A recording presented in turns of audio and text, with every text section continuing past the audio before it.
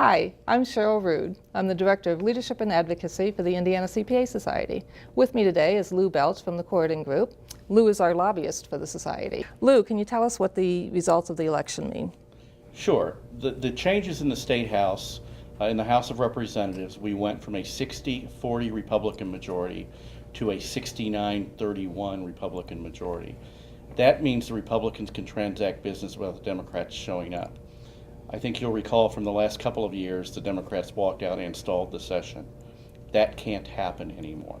The Senate, prior to the election, was 37-13, and after the election remained 37-13. That also is a supermajority, meaning the Republicans may conduct business without the presence of the Democrats. How will having a new governor affect things? Well, a new governor brings new policies, new people to work with the legislature. Also, the governor will not be sworn in until January, which is also when the legislature begins their work.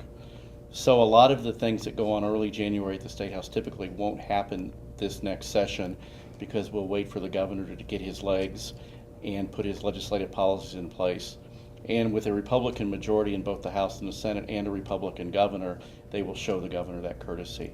So I think we can look for things to get started probably late January of really the big issues of the session, and some of the mundane things will happen earlier. Very good. We recently had Organizational Day for the legislators. Can you tell us a little bit about what that means? Sure. On that day, the entire legislature comes together, new members and old members are sworn in, and then they elect their leadership.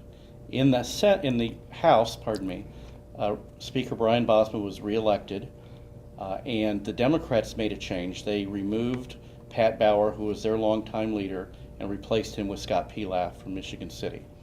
In the Senate, Senator David Long was reelected Republican leader, President pro tem, and the Democrats, with the departure of Vice Simpson, who ran for lieutenant governor, have appointed Senator Tim Lannon from Anderson the leader.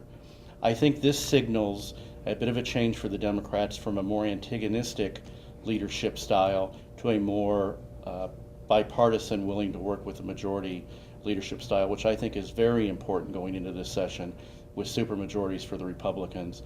The Democrats, to be heard, will have to work with them. And Lou, what are some of the hot issues coming up? Well, I think the biggest issue of the session will obviously be the budget, but there will be some tension between the legislative branch and the new governor. Governor Pence, during his campaign, talked about his desire to lower the state income tax. The legislature has already begun a phase out of the inheritance tax, and they have promised, for lack of a better word, to address the corporate income tax issue. Additionally, the state is facing a 25% projected decrease in gaming revenue over the next 2 years as gaming has expanded in the surrounding states. So I think you'll see some friction between the administrative branch and the legislative branch on which taxes to cut in order to balance the budget. There were a number of seasoned legislators who were in key positions who have left the State House. How will that affect this session? The biggest impact comes on the House Ways and Means Committee, where Chairman Jeff Espick and Representative Bill Crawford, the ranking Democrat on the committee, both retired. Both of those gentlemen had 40 years of legislative experience and have been leading the Fiscal Committee for about 20 years. The Republicans have appointed Representative Tim Brown from Crawfordsville as chairman of the committee. Democrats have appointed Representative Greg Porter as their ranking member on the committee. Representative Tim Brown is a physician from Crawfordsville. He has no real understanding of the tax code and how the tax code operates and its impact on small businesses. Representative Porter was an education legislator prior to his appointment to Ways and Means. In fact, he championed financial literacy, one of the legislative initiatives of the Society a few years back. Both of those gentlemen will be wanting to learn more about the tax code, its impact on small business. I think this creates an opportunity for the Society to step up and fill that knowledge gap. So we can work with the key leaders in the legislature. What about the number of freshmen that are coming in and the experience level there? Yes, it is unprecedented, the number of freshman legislators that were elected this time.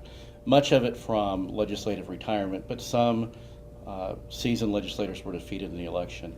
We have 25 new members of the House of Representatives and 6 new members of the Senate. If you factor in the number of legislators elected for the first time 2 years ago, about 50 members of the House of Representatives, or half, have 2 years of experience or less.